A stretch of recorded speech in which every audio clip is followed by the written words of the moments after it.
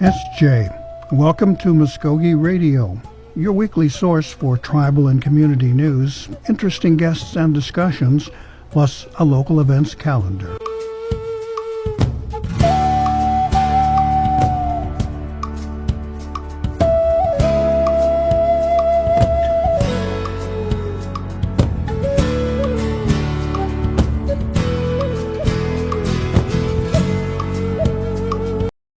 In mind today, we'll talk to people in the fine arts, in particular those who are working on stage with a couple of new productions that are out and available in our area pretty soon. And I'm proud to say Mvskoke Media did quite well in the National Native American Journalists Association competitions. We sure did. A number of our people, including you, did just fine here. We have a short, actually a longer piece, but we'll play an excerpt from Jared Moore and his Newswire about the Mary Kay Nagel and her piece. On the far end. That's it. Okay. Yeah. So let's do a little bit of that first, and then we'll come back and make up something else. How's that? Okay, guys, welcome back to another episode of Livewire. I'm your host, Jared Moore, and Livewire is the program where we take your questions from the chat. We have some new equipment that we're streaming on today, so if there's anything wrong with the audio or video, you guys just let me know in the chat if there's a problem. With that out of the way, on today's program we have Mary Catherine Nagel. She is a Cherokee... I just lost her. She is a Cherokee playwright and lawyer who has a new one-woman play that's coming out at River Spirit on July 9th. And I just lost her from the meeting, so we'll try to get that back. Oh, here she comes. She's coming back now. Okay, I'm not sure what happened, but I lost my connection. Yeah, you're back now. We're all right. Okay. Great. So, and I want to remind you guys that are watching, if you have any questions about the play or anything like that for Miss Nagel, just pop it there in the chat and we'll ask it. So, with all of that preface done, the play is called On the Far End. Could you tell us a little bit about how this play developed and what the idea is behind it? Yeah, the play developed in that I was commissioned by a theater called Roundhouse Theater to write a new play. And in trying to decide what to write about, it was around that time that my father-in-law unfortunately passed away. And so my husband and I started the process of going through his house, and he had a lot of papers from his late wife, Jean. And so I started reading her poetry. I started reading her notes to her children. I started reading her posters for the plays she wrote. I started reading her letters to Congress and the newspaper clippings about her incredible fights. And I really felt like her story was so powerful. All the different things she fought for, the victories she had, the losses, the personal challenges she struggled with in her life. And I just really felt like her story was compelling, important to share. And then, of course, the McGirt decision came out. And that was really monumental. And I just thought about her, and I thought about all the other generations of Mvskoke ancestors. Well, looks like we're having some internet connection. I'm just going to wait and see if it comes back. Sorry about that, guys. We got a little internet congestion here today. Let's see if we can pick back up here. So once again, while we're waiting on Miss Nagel's internet to come back, this is On the Far End. It is a one-woman play that's going to be premiering in Oklahoma officially at the River Spirit on July 9th on Sunday. So if you want to go check it out, that's what we're going to be discussing. Let's see here if I've still got her in the chat. Well, it's showing her that she's still there. I just can't see anything or hear anything from her. Maybe it's going to come back soon.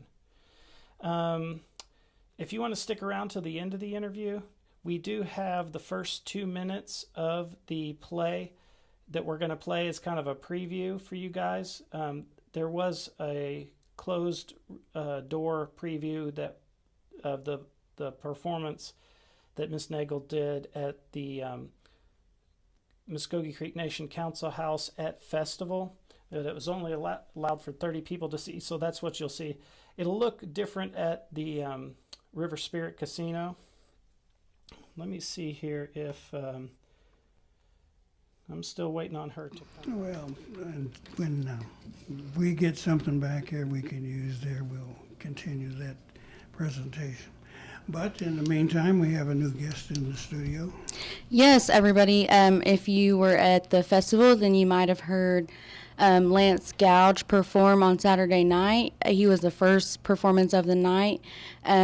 We have recently covered him when he released his first single, and he has some more great things coming on and more songs that he's put out. Lance, you want to say hi to everybody? What's going on, everybody? So we just want to talk about some of your, this is live radio, so we just want to kind of get you on here. We were going to have some entertainment from Lance, but we've had to postpone that till a later day. But we just want to talk with him. So Lance, tell everybody who you are, where you're from. So my name is Lance Gouge. I do country, red dirt music, and I'm from Henrietta, Oklahoma. And if you do follow us, you've seen previous coverage with Lance. What were you and Kaylee working on the last time you were with us? Me and Kaylee? Barry. Oh. Do you remember that? Yeah. Or was that too long ago? It was an interview at Yeah. It was at a park in Tulsa, and it was right before I released my first single. Yeah, and what's your first single? That one is called This Time. Yeah, and I actually enjoy that single. That's a really good song. It's on, I got it on my Apple Music. It's on all platforms. On all platforms. So it doesn't matter what kind of phone you have, you can still listen to it on whatever. What is This Time about? It was kind of something I wrote as I was playing the song and recording it, and it wasn't really something about anybody or anything. It's just something to write. Where do you get your inspiration to write or sing or play? Does it just all come to you as you go, or do you just listen to certain artists or hear certain things? So I went to a concert, my first country concert up in Stillwater, and it happened to be William Clark Green, and I just saw how cool it was, and I was like, I want to do that one day, and I just happened to try it a year later. Was it like calf fry? Was it? Oh no, it's just a regular concert up inside the building. Oh yeah. Yeah. Okay. Was William Clark Green? Is that? Or did I say it right? Yeah. Is he a red dirt? Yeah. He's got a lot of songs out. He's got a band, which is just a whole band that, I don't know, it's just a band, sorry. So how old are you? I'm 21. 21. And I know my brother, he's 24. And he's kind of into that red dirt thing. Is that kind of popular among you and your friends? Yeah, it is. It's got more popular throughout the past couple of years. Yeah, when I was 21, that was not the popular thing, which was a while ago. Not too long ago, but a little bit ago. But I've seen it make kind of more of a comeback recently. And I see more people your age kind of getting into it. And then you got Morgan Wallen and things like that, you know, surfacing. Where have you been performing since you've started? In which you just started kind of recently, right? I started about a year and a half ago. A year and a half ago, in your bedroom, right? Yep. And where have you gone since your bedroom? So I've first performed at TJ's Bar and Grill, and that's really where I got my start. It was like a last-minute kind of performance, and I was really nervous for that one. And it kind of took off after that because other people started asking me to play at their places. And then I just started writing more music and releasing a couple more after that first one. How's that process to release a song? It's a long process because you got to really like it, and it's kind of hard to like it sometimes. But there's a whole process of mixing and stuff, and it's hard to do it from home. So Does your dad help you? no, I don't really get any help from it. It's just So you have to do it all by yourself? yes. So how did you perfect your first single? I wouldn't say it was perfect because it's a little off tempo, but Like listening to it now, you're like, yeah, I could have done better, yeah, or I could have do done better now. Yeah. What have you released so far? I released This Time, and a little after that, I released one that was called Tonight. And then on New Year's of this year, I released She's a Good One. And did you play all three of those at the festival? I did. What was your take back, or what did you feel like people, how were they reacting to your music, and how did you feel about it? At like the festival? Yes. Okay. I didn't expect it, but there's a lot of people really enjoying it, and I'm glad everybody enjoyed it. It was the first time I really played it with the full band, so it went out pretty all right. So you typically don't play with a full band? I don't, but there was a battle of the bands for the Creek Fest, and we only practiced like 3 times before that, and happened to do pretty good on it. So do you usually just play like acoustic, or? Yeah, that's what I mainly did, but I really was trying to look for a full band so I can, people would like it more, I feel like. Yeah, a band feel. Yeah. Did you find your full band, or I did. they're willing to be full-time Lance Gouge band, huh? Hopefully one day full time. Yeah. Yeah. So how much of this time, or how much of your time does this take? Like practicing with the band or recording music. Yeah, just all of it. How much do you put into it? So I usually try to do it every night, like working on certain songs. And it's kind of frustrating because I'll never know when it's going to sound good. But So when you started, let's go back from there. I know you were apprehensive about singing, and why is that? You told me you think you couldn't sing, or you thought you couldn't sing. oh, I don't know. I know my parents were very good singers. They sang in church, and everybody in my family sings, and I never thought I could sing. I sang one time in church, and then it wasn't very good, so I kind of stopped after that. And then I was just singing around in my buddy's room, and he liked it. And then my sister really liked one time I was singing. So it was like a birthday party thing, and she had an idea of me singing after a little performance for this guy's birthday, and that really kind of took off because everybody showed up for that.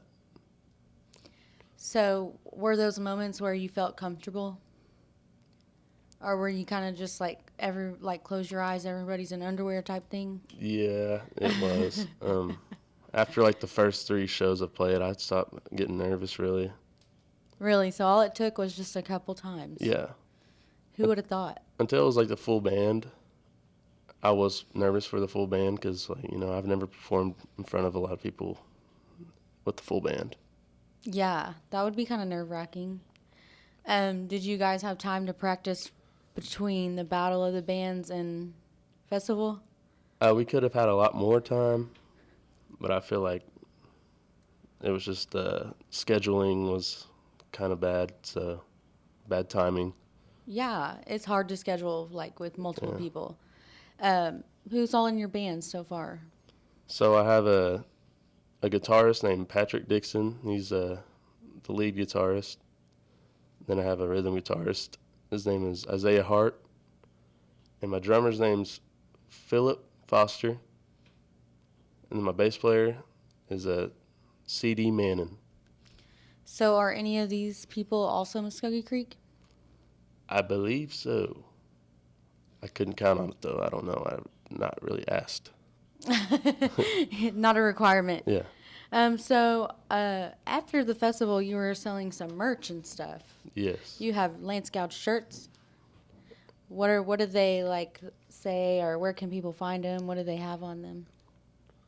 So I think we're working on a website to sell that stuff.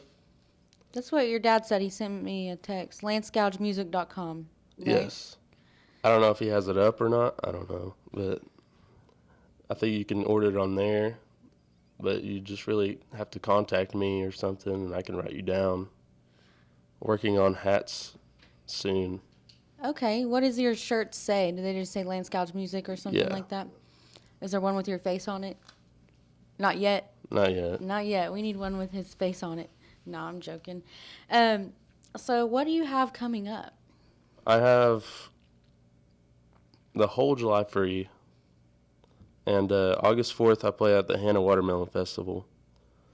And then the day after, I play at Seven Hills Henrietta Music Festival.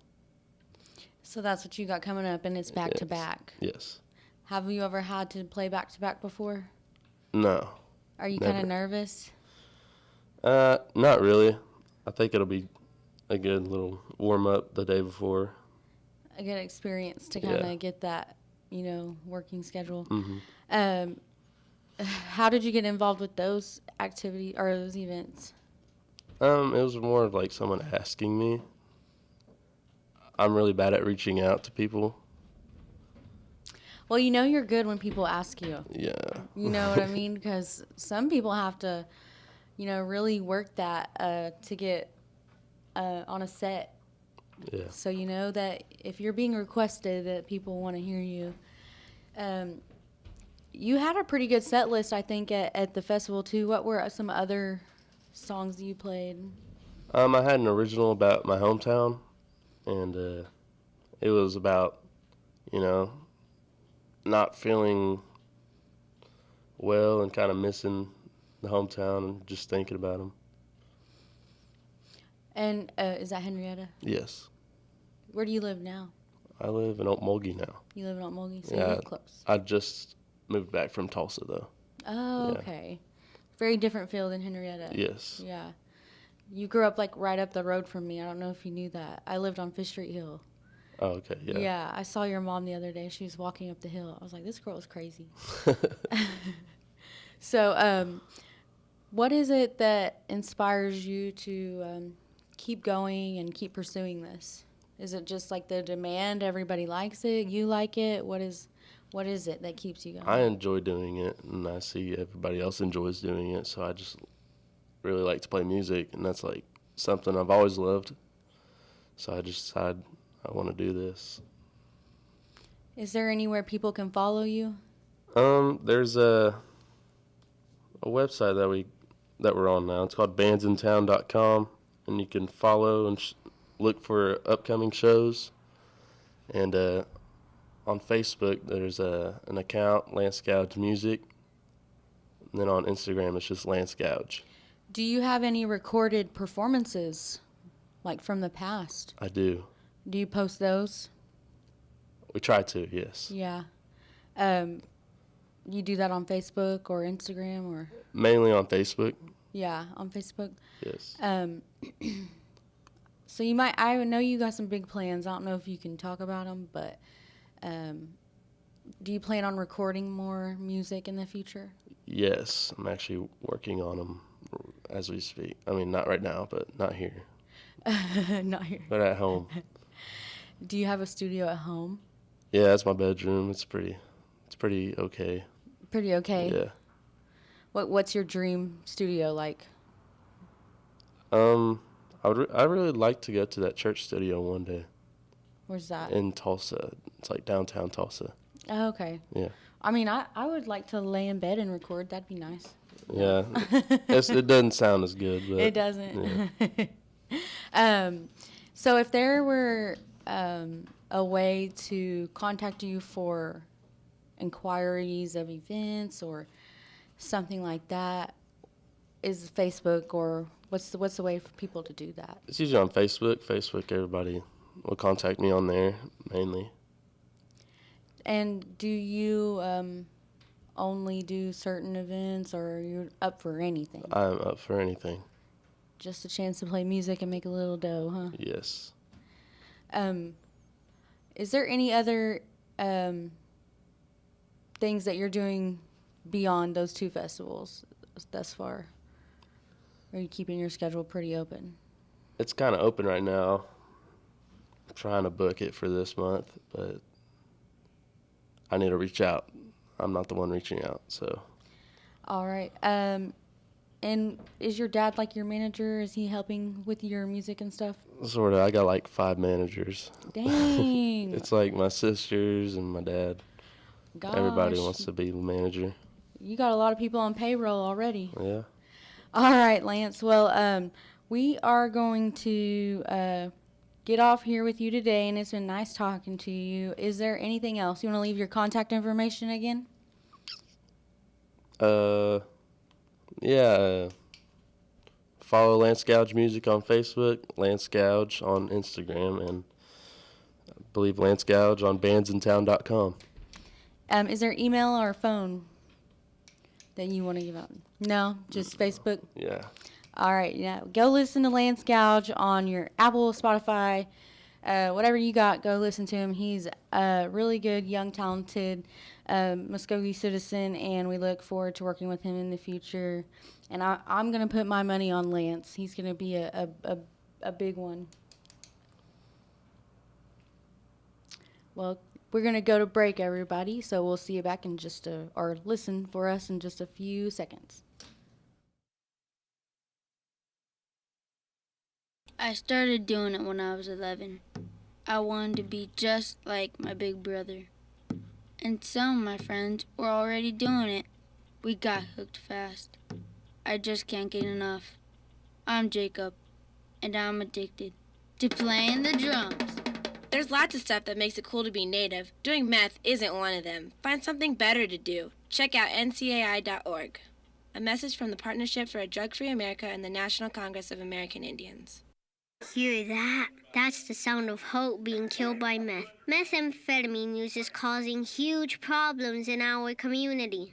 Hear that? That's the sound of something you can do about it. Events like rodeo, res ball, and family time can help keep kids away from meth. Talk to your kids. Keep our culture alive. A message from the Partnership for a Drug-Free America and the National Congress of American Indians. Learn more at ncai.org. We'd like to take a couple of minutes here and pat ourselves on the back. As I had mentioned earlier, we did quite well in representing Mvskoke media in national competition at the Native American Journalists Association competition. Now and both of us in studio here today can claim a little more plaquage for our walls here. So we had a pretty good time on our pretty good representation. Well, we'll mention our boss manager here, Braden Harper, who actually got second place in the best environmentalist. Yes, he did very well for that story, and that's a tough category from what I understand. Pretty tough. I think the person who won first also won third, so he had a tough competitor and plus others against him. So Right. Yeah. There's so many environmental stories that are so important. oh yeah, it's a big topic in Indian country. Yeah, I mean, the Apache's got some protection for some of their sacred sites, and there's Pueblo people fighting their battles. water rights, pipeline, all of that. Yeah, and even our cousins up in Alaska fighting somebody wants to put a gold mine right in the middle of their salmon fishing grounds. And you do that and it's all over with. Anyway, let's see, where are we? Our video guy, Jared Moore, got third in the best multimedia category. So he's kind of shy when it comes around to this sort of thing. He doesn't like to boast too much. No, but... Or publicly anyways. Yes, we'll boast for him. Well done. Let's see, and then it was you and me, looking pretty good. Gary, you got a few awards. Well, I was surprised. This program, Mvskoke Radio, actually did a nice showing. We got first in a professional newscast category, competing in a professional world there. So we got a nice first place there. Yeah, that's great. And then you had a third place showing in the best news category. Now, what story was that? Yes, that was something me and Liz Gray, former managing editor, had done. We did a project with Indian Country Today as a part of a grant program or project, and ours was a reservation-worthy about the cattle. Mm-hmm. Let me look here at the full title because it was a lot, kind of a mouthful.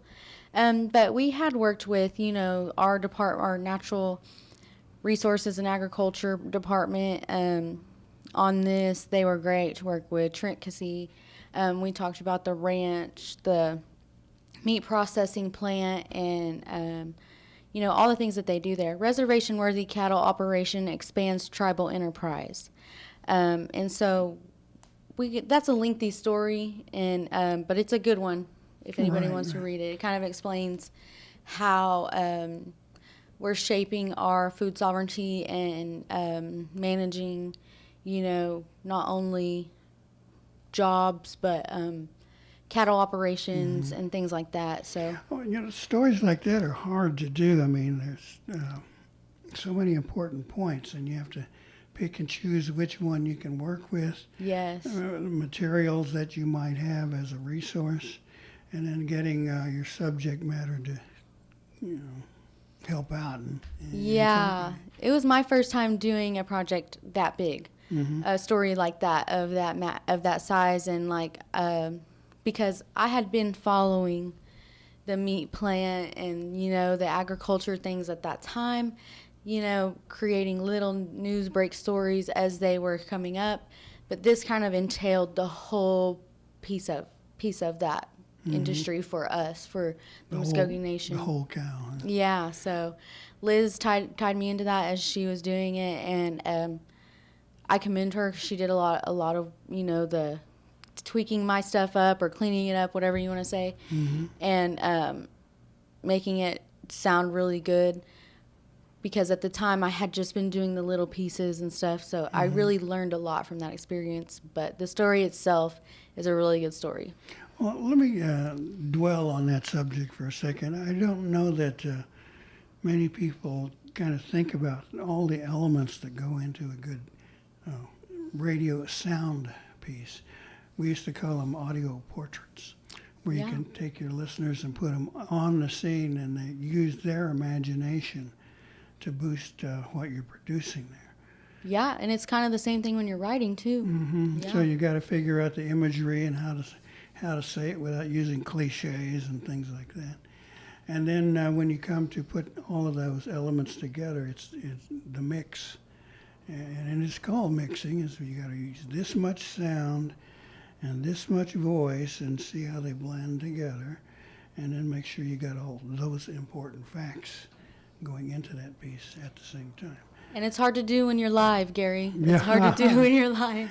Yeah, believe me, I've been stuck doing that. Well, anyway, you got a third place in that competition there, and you've come so amazingly well and far in this business. As long, the short time you've been here, you've been producing these packages, we call it, pretty much every year. Something goes up on your wall. Yeah, each year that I've been here, I've received an award, and this is my first time receiving 2. Mm-hmm. So I'm excited.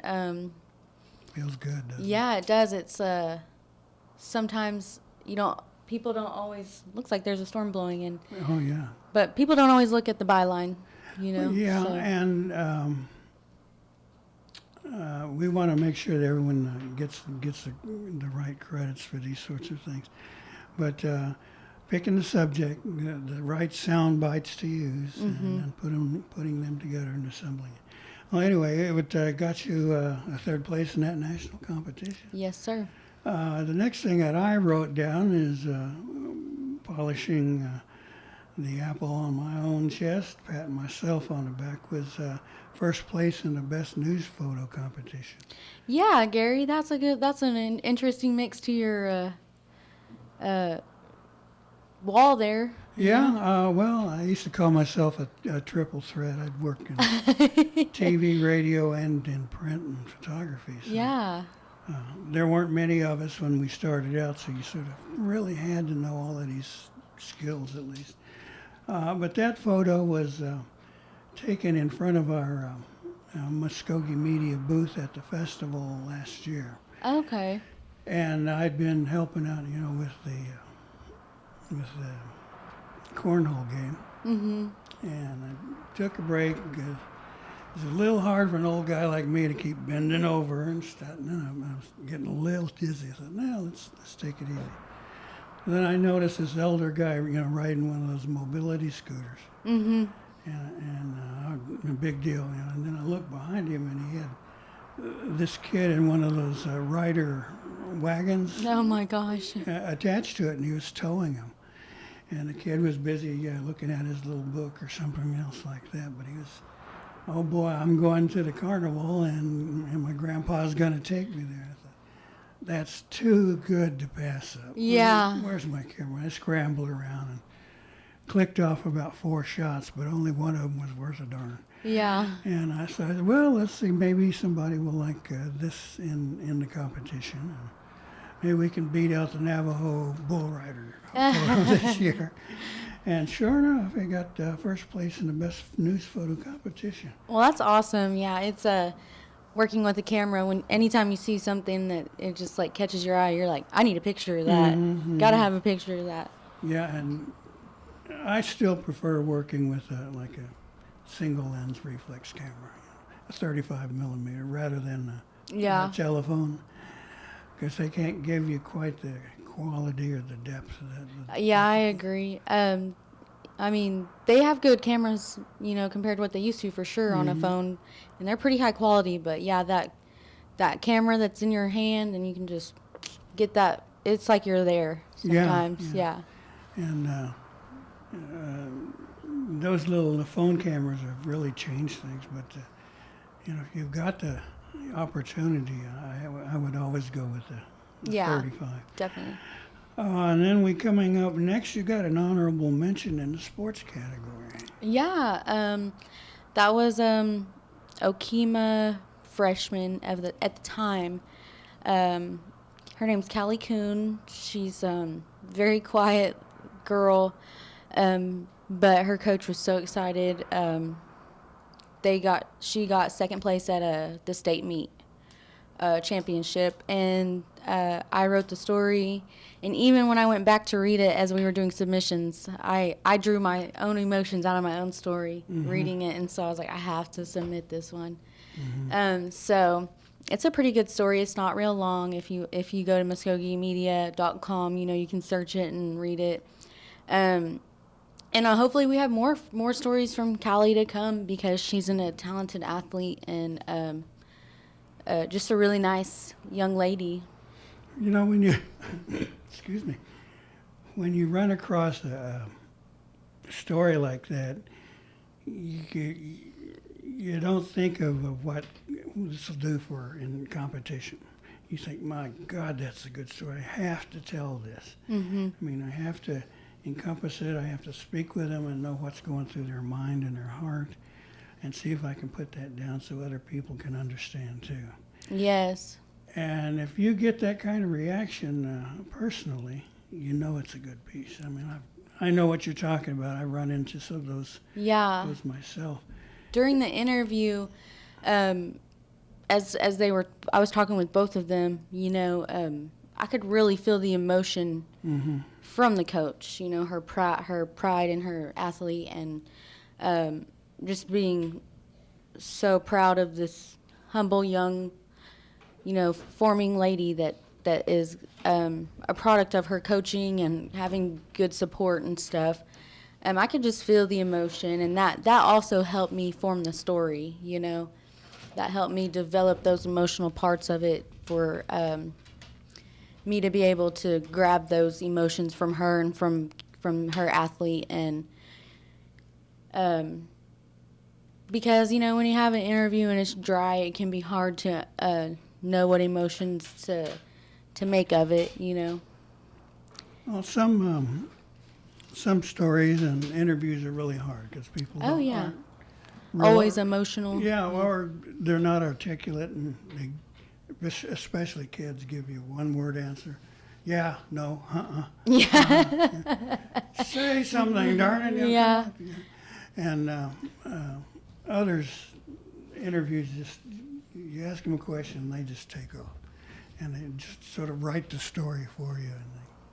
So what your challenge is to choose what will work, what I can lift and put into this story and make it.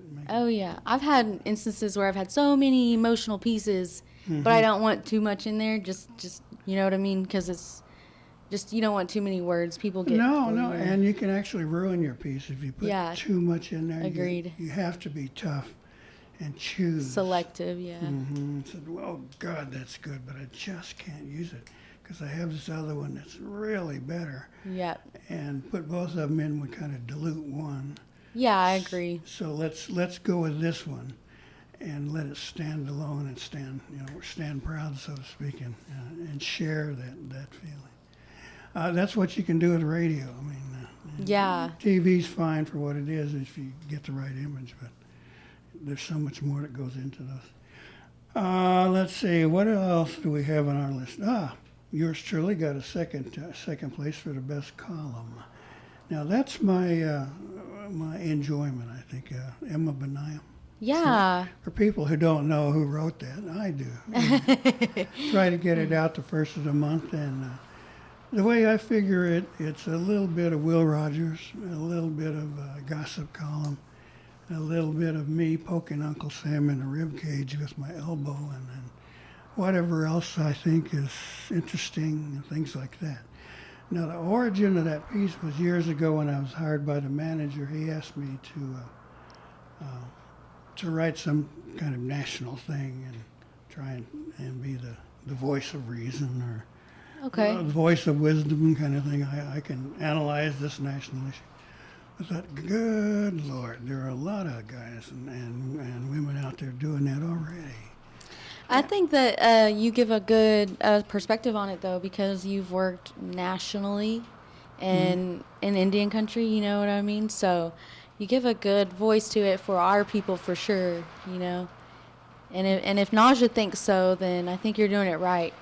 Well, I'm just so pleased because I wanted it to work out just right and be funny and thought-provoking at the same time because people, get bored with the serious tone of so many pieces. So the idea is short and sweet. So if you get a subject like Miss Indian America being deported from Las Vegas, I mean, where are they going to deport her? Window Rock, Arizona. Yeah. Things like that kind of like Res Dogs, where Indian humor comes across, and jokes about fry bread or commodity cheese. Yeah, I like reading those factors in your stories too because it's not just cut and dry. You know what I mean? You get a little humor out of it, and you also cover multiple topics in one story. I try to because you linger on one, people kind of got the idea, so there's no sense in laboring the point. So let's mix it up a little bit, like fun things like my truck being out in the rain with the windows half down. I don't think you're the only one, Gary. Okay. So I'm like 19 minutes until I can, hopefully our bottoms don't get too wet. But it's Well, I tell you what we can do. We can take another break. And I'll throw on some music, and we can run out and close the doors. Okay.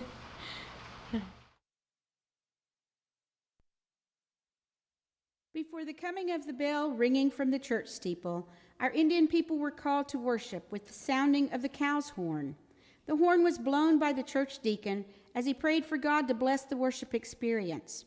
Following the sounding of the cow's horn, the Mvskoke Indian people would oftentimes begin the worship with an old familiar hymn, Hallelujah, a song of praise, recognizing all who would praise together one day as we anticipate meeting the Savior, Jesus Christ.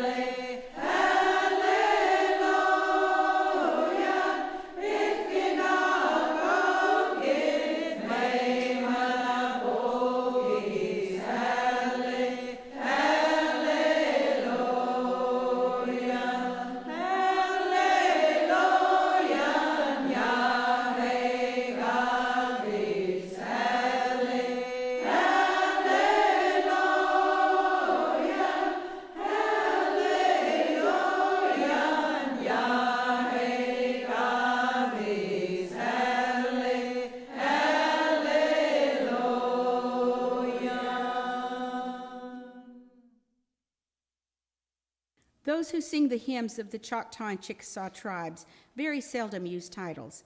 If you ask someone which hymn is her favorite, she may say number 35, number 112, or number 48. The hymn number 21 is sung to the melody of an old gospel hymn called Press Along. Now, how many of those numbers do you recognize, Morgan? Ever sing any of those? I personally haven't, but I've sat in church and listened. Mm-hmm. That last one that was playing, I definitely recognize. Yeah. That one's a popular one. It's just Hallelujah, isn't it? Yeah, pretty much, yeah. And it's easy to sing, too. Yeah. Okay, where were we here? We were talking about Column Man, Emma Benaya. That's fun. As I said, that's one thing that people mention when they talk to me. You know, oh, are you that guy that writes that thing? You know. That guy that writes that thing. Yeah, that's me. We always have had, as I say, fun with that one, or try to make people think about, you know, this is a national issue that affects all of us, and although we might be talking about trying to deport Miss Navajo to Window Rock, it's trying to bring up the thought, well, hey, wait a minute, our people are being perhaps mistreated by immigration and things like that. And I think she was getting thrown out of one of the Kardashian boutiques in Las Vegas. Really? Yeah, and the security guard thought she was there to rip it off, and he said, they got in an argument, and I think the manager came over and she said, well, if we can do whatever we want, we can have you deported if we want. And mistook her for perhaps an illegal alien. Maybe a Mexican, Central American or something or Guatemalan or other. something. Yeah. Yeah, I think, good Lord, the gall of these people to think they can do Very kind of racist, that. really. Yeah, and then you think, well, wait a minute, this beautiful Navajo woman her and her people were here long before there was the United States. Oh, yeah. So that's kind of fun. Anyway, that's kind of the heart and soul of what I do with that particular piece. And it's always nice when people come up and say, you're the guy that wrote that. Yeah, well, thank you for reading it. Appreciate you. It gives our paper a really good mix, I believe. Yeah. If you look at most native newspapers, they do not have a regular light feature. I'm sorry to say many of them are, as I say, community bulletin boards, which is a function that is important. So I don't put them down for doing that. But I would raise a question on that. Is that all you do? Yeah. And that's what makes me so proud of Mvskoke Media, is that we will ask questions and perhaps investigate when it's necessary. needed. Yeah. Thank you. And try to do a good job of it and give people something to think about. And I think with Angel and Rebecca's bad press, that we've struck a little bit of that throughout Indian country, and hopefully we'll be able to be that model. Well, thank you for mentioning that. It's important that that subject be brought to light. I was here around when the battle took place, so to speak. We had support from our council on one bill, and it got in, and we did what we thought was appropriate in coverage and things, and then people got mad. Well, you're doing all this negative stuff. And I'm thinking, well, you guys quit doing all the negative things that we have to report on, Yeah. The news isn't always positive. It's news. No. It's what needs to be known. Yeah. Yeah, and somebody's got their fingers in the till, you need to know about it. And no matter if they can rip you off in your own language or not, they're ripping you off. So you got to do it. Anyway, that's part of what I do, but I like to put the funny stuff in there because we don't have that many chances to really laugh except for when we're together. It is hard to incorporate funny things sometimes without providing a bias type of feel, because sometimes I try to find humor in without being biased or one-sided, or feel like I might be offending one side or the other. But those hilarity points also help sometimes get through the hard topics, or the not so talked about topics. Yeah, one of those that I wrote about in there was, of course, the scandal surrounding the Oscars and Marlon Brando's refusal. And for so many years, we were so proud of Sacheen Littlefeather. I actually met her and interviewed her in Canada, I think it was. And then come later on, when the Academy apologized to her for, bad-mouthing her and things like that when she spoke up. Right after that, she passed away. And you're thinking, oh my God, a hero is leaving us. Then her sister spoke up and said, well, we're Mexicans. She's not Apache, I'm sorry. And it's too bad that, the world believed that situation, but we have to honestly say it's not the truth. Her father, proud of her family and everything, but she's not the Apache woman people think of.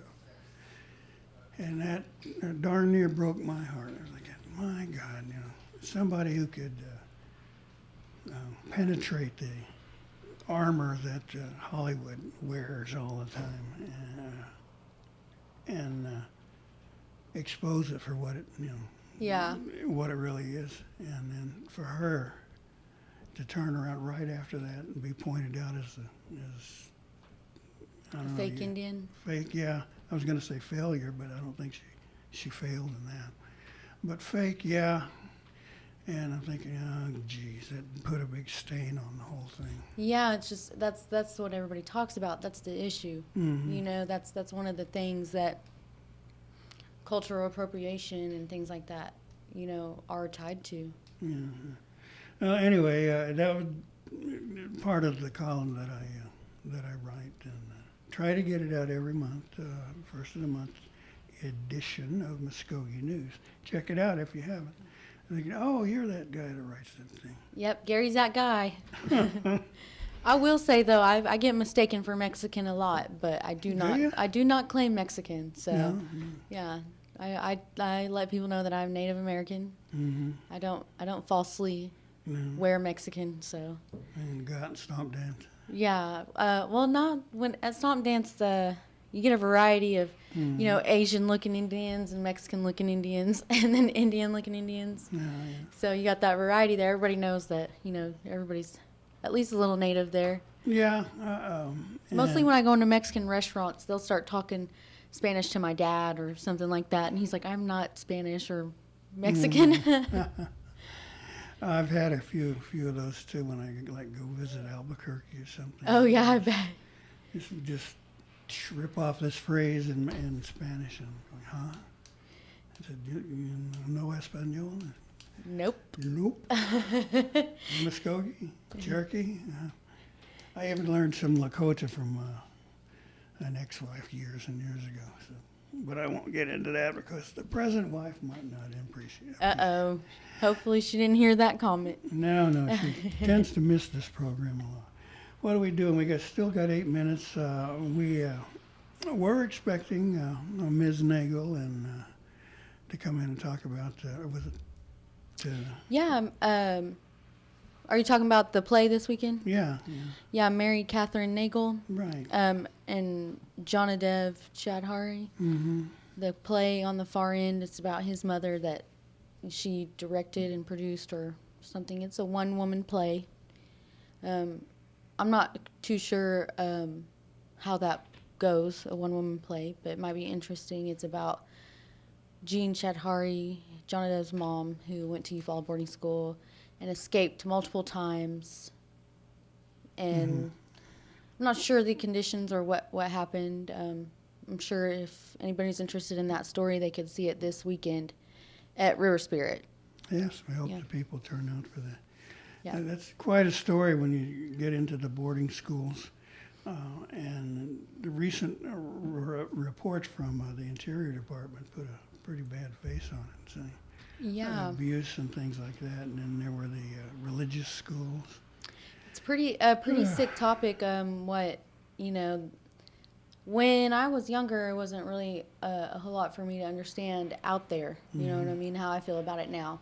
And now we got all this information and things we're able to share with each other, and it's a lot easier to understand some of our ancestors and even still living grandparents why they are the way they are, because they don't talk about it. No. Yeah. My parents didn't. Both of them went to Sequoia. Oh yeah. Yeah, and my dad did. A little bit he talked about it. You know, when they were little, they were charged with taking care of the mules out in the barn. Yeah, there was a lot of child labor and stuff like that, and it's they wouldn't have done that to the white kids, I don't think. So it's just not fair, you know. And throughout history, Native Americans have a history of being treated unfairly on all levels, and it still goes. Like you said, the Navajo lady went into the Kardashian store and they thought she was stealing. That's unfair to just assume. Racial profiling. Yeah, exactly. Oh gosh! And then bringing us to date today, we got a governor that keeps saying he's Cherokee, but so far all of his actions have been anti-Indian. Yeah, I believe that he was raised on a ranch where they probably make their horses all wear, saddles that are alike with brands on them. And, I don't think that he was raised Native or around Native Americans in the culture or, even familiar with, the term. I don't know. Just he's very petty, in my opinion. Yeah, he's probably never eaten kanachi in his whole life. Or maybe even never eaten fry bread. Oh. He probably eats only Wonder Bread. homemade biscuits and Wonder Bread. Yeah, things like that. And it's okay. It's okay if you're like that too. But it's not okay to be so closed-minded when there's, a high population of people that you're supposed to be responsible for and consider, and you don't consider them. I had seen a congressman in Washington, D.C. decades ago when I was living and working there in D.C. And he actually entered a bill into the House of Representatives that would formally abrogate all Indian trees. I mean, abrogate, cut them off, get rid of them, trash them. And actually had the gall, let's say friendly, to enter that into the House of Representatives, and I think it was the Interior and Insular Affairs Committee that got that bill. And he was just saying, let's quit hiding behind, fancy phrases and just say, let's get rid of all those treaties and everything else that goes along with it, which means the entire Bureau of Indian Affairs system, all those people, any obligations and contracts that were supposed to go with them. It would have eliminated the boarding schools, labor programs, and food, nutrition, whatever else. And I was horrified personally when I saw that. And I thought, oh my God, let's find out what's going on. And so I had some friends who worked on the Hill. Capitol Hill, and they said, "Don't worry about it. That bill will go nowhere. It will not get out of committee." That would redo government history. Yeah, well, I would have chopped off that section and eliminated it. And he said, "Yeah, Indians are getting too much to free food and free money and everything else." And thinking, my God, man, you try being an Indian, see how much of that you get. And the bill crashed. I mean, it crashed and burned in the first hearing. I said, no. Yeah, that wouldn't work. And I feel like we are owed that until our demographic rates are just as good as the white people. Well, it's. I think of it in terms of a land deal. Okay, you want the land, you're going to get the land here, but this is what we get in return, in the treaty rights. And the reason we're bringing this short story into a long version is, I can see the governor doing the same thing in attacking tribal sovereignty. He tries to in very small ways at this right now. We've still got 4 years. Yeah, sorry to say that's exactly what's going on. He's the gaming compacts. Let's get rid of those. Hunting and fishing. Taxes, tribal license plates. Refusal to work with on any level. Yeah, and although our tribal leadership won't won't actually talk about it, the way they really feel, but you know what's going on. And that's just not in Mvskoke. That's everyone, tribal leaders across the state of Oklahoma. And they're saying, we're all affected if this guy gets his way. And, it's, okay, well, what good is the word of the United States then if you're going to break it again and again and again and just lie to us? And you're thinking, my God, like all the people who made the sacrifice for this country, including an incredibly large number of Native American veterans who fought for this word. And if you're going to make it a lie, or make it false, or turn around and abolish it, then why did they get involved? Why did they, in many cases, why did they have to die for this? Exactly. And just another way to try to diminish our population. Yeah, and sometimes I get so frustrated. I said, well, get out the machine guns and finish it off. Yeah. But that's pretty radical, I'd say, in people. people are saying that probably shouldn't be doing that. Well, anyway, let's get out of here. Run home before the rain comes back and our seats get too wet. And the computer is not giving me this music that I want. So let's just do it on our own. I should have brought my flute. Yeah, No. there we go. There we go. All right, well, let's go here.